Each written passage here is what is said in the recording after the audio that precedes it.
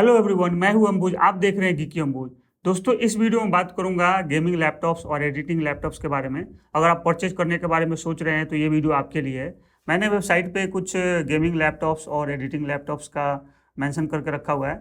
इसमें से कुछ गेमिंग ओरिएंटेड हैं और कुछ एडिटिंग ओरिएंटेड हैं और कुछ दोनों का मिक्सर है। तो मैं आपको बता देना चाहता हूँ, पहले आपको बताना चाहता हूँ गेमिंग लैपटॉप और एडिटिंग लैपटॉप में क्या डिफरेंस होता है। तो जो गेमिंग लैपटॉप होता है उसका ग्राफिक्स कार्ड ज़्यादा पावरफुल होता है, और जो एडिटिंग लैपटॉप होता है या एडिटिंग लैपटॉप जो आप परचेज कर रहे हो उसमें सीपीयू ज़्यादा पावरफुल होना चाहिए, और गेमिंग में ग्राफिक्स कार्ड ज़्यादा पावरफुल होना चाहिए।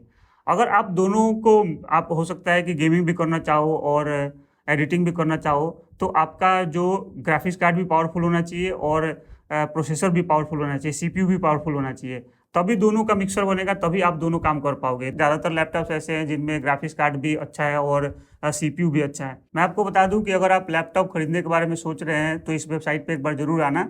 मैंने काफ़ी रिसर्च करने के बाद इन सारे लैपटॉप्स का लिस्ट बनाया है।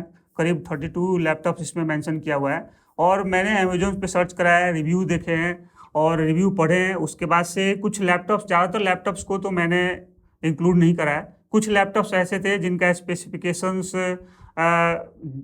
स्पेसिफिकेशंस का वैल्यू कम था लेकिन उनका प्राइस ज़्यादा था, तो मैंने वैसे लैपटॉप्स को इंक्लूड नहीं करा है। और कुछ लैपटॉप्स ऐसे थे जिनका प्राइस टू परफॉर्मेंस रेशियो अच्छा नहीं था। कुछ लैपटॉप्स ऐसे थे जिसमें कस्टमर्स ने काफ़ी सारे कंप्लेन किए हुए थे, उन सारे लैपटॉप्स को मैंने इंक्लूड नहीं करा। जो भी लैपटॉप्स यहाँ पे आपको दिखेंगे वो सारे लैपटॉप्स अच्छे हैं। मैंने काफ़ी रिसर्च करने के बाद इसमें डाला हुआ है।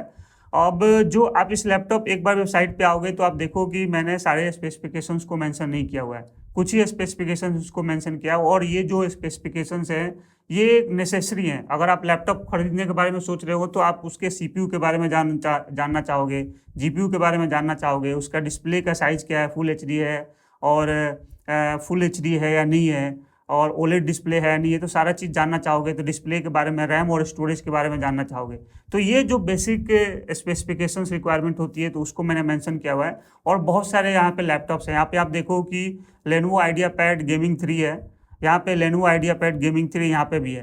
तो दोस्तों, ये नेमिंग सेम है लेकिन इसका स्पेसिफिकेशंस अलग है। यहाँ पे आप देखो AMD Ryzen 7 5800H है, इसका 5600H है, और यहाँ पे आप देखो यहाँ पे 5800H है, लेकिन ये इसका जो ग्राफिक्स कार्ड है वो डिफरेंस है।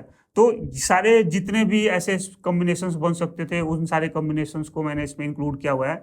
लेकिन मैं आपको बताना चाहता हूँ कि कुछ मतलब इस जो लैपटॉप्स मेंशन किए हुए हैं, कुछ का रैम 8 GB है, कुछ का 16 GB है। तो मैं आपको रिकमेंड करूंगा कि अगर आप गेमिंग के लिए भी परचेज कर रहे हो या एडिटिंग के लिए भी परचेज कर रहे हो तो 16 GB का रैम है, नेसेसरी है। अगर आप अच्छा लैपटॉप चाहते हो तो 16 GB रैम वाला परचेज करना।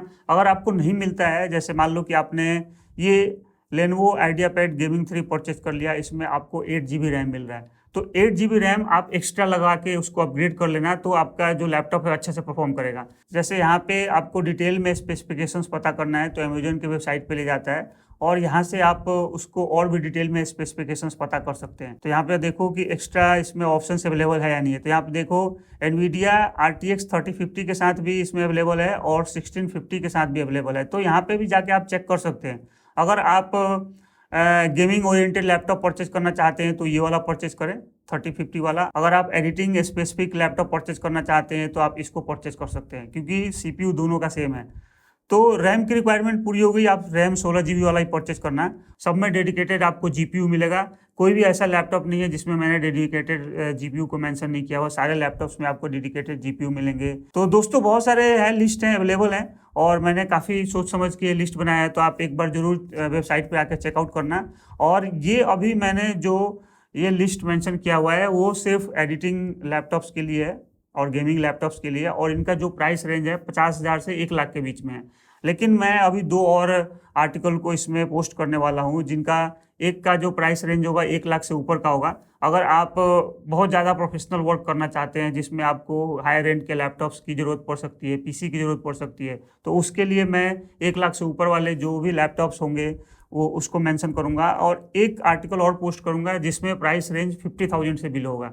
वैसे लोगों के लिए जो कि अपने प्रोडक्टिविटी, आप मतलब हैवी वर्क नहीं करना है, जिसको करने के लिए पावरफुल ग्राफिक्स कार्ड की भी जरूरत ना हो और ना ही प्रोसेसर की जरूरत पड़े, तो वैसे जो बेसिक लैपटॉप्स होते हैं वो 50,000 से बिलो वाले आर्टिकल में मैं उसको मेंशन कर दूंगा। तो आप जरूर इस आर्टिकल, ये वाला आर्टिकल तो आप देखना ही एक बार, और इसके बाद से मैं दोनों को पोस्ट कर दूंगा, तो आप उनको चेक कर लेना कि आपके रिक्वायरमेंट के हिसाब से जो भी सेक्शन में फुलफिल होता होगा वो आप वहाँ पे जाके परचेज कर सकते हैं। और दोस्तों मैंने अमेजोन का लिंक प्रोवाइड करा है, ये कोई जरूरी नहीं है कि आप अमेजोन से परचेज करो, आप किसी और वेबसाइट से परचेज कर सकते हो, लेकिन इन लिस्ट में जो भी लैपटॉप्स मेंशन है उसको जरूर आप एक बार देखना, क्योंकि मैंने काफ़ी सोच समझ के ये लिस्ट को मेंशन किया हुआ है, यहाँ पे लिस्ट डाला हुआ है, तो आप एक बार जरूर इसको आके देखना है, वेबसाइट विजिट करना है। तो दोस्तों उम्मीद करता हूँ कि एक बार इस वेबसाइट को जरूर चेकआउट करेंगे, और अगर कोई आपको डाउट रहता है तो आप कमेंट बॉक्स में कमेंट करना, मैं आपके कमेंट का जरूर रिप्लाई करूंगा।